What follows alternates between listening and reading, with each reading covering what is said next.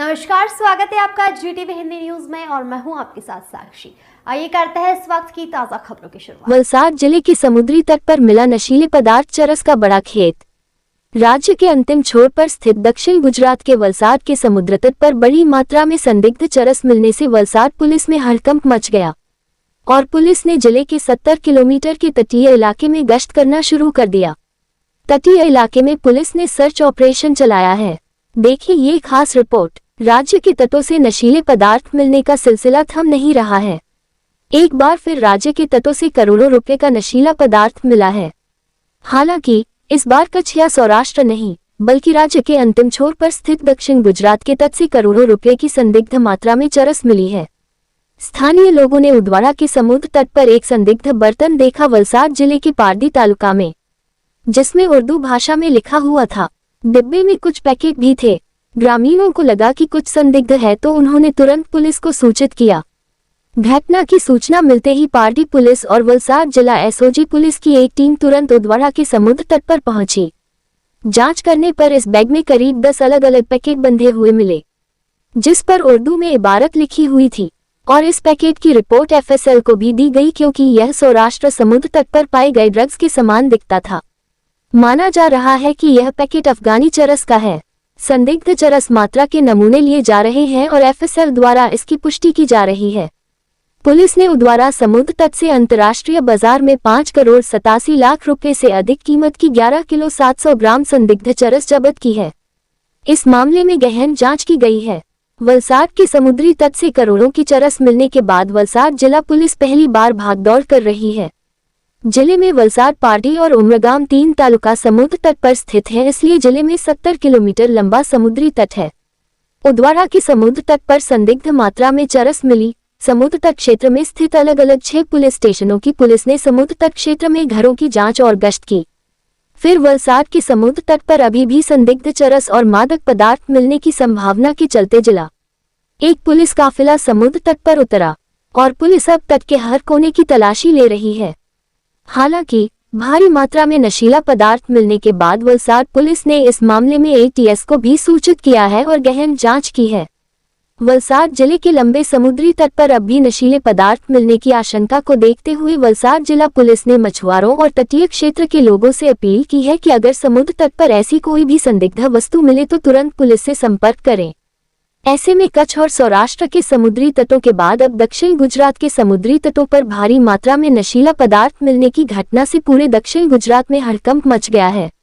वलसाड जिले के साथ साथ दक्षिण गुजरात के नवसारी और सूरत जिलों में भी समुद्री तट है, इसलिए दक्षिण गुजरात के समुद्री तटों पर भी पुलिस को अलर्ट कर दिया गया है।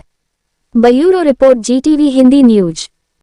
गईकाले सवारे पारडी पोलीस विस्तार में जे उदवाड़ा से त्याना दरिया किनारा पासे जे प्राथमिक माहिती मળી એ પ્રમાણે અમુક પેકેટ્સ તરતા મળી આવ્યા છે એવી એક માહિતી અમને ચોક્કસ મળી હતી।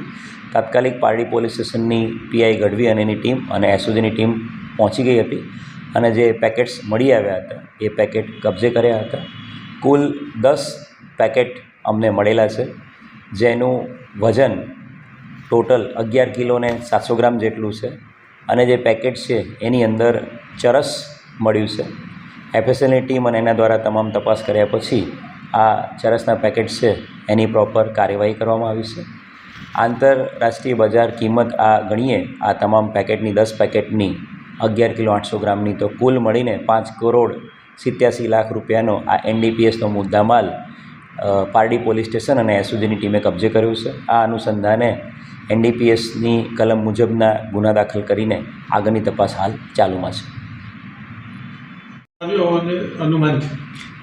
અમે જે પ્રાથમિક જે તપાસ કરી છે પ્રમાણે દરિયામાં બિનવારસી તરતો આ એનડીપીએસનો જથ્થો મળી આવ્યો છે।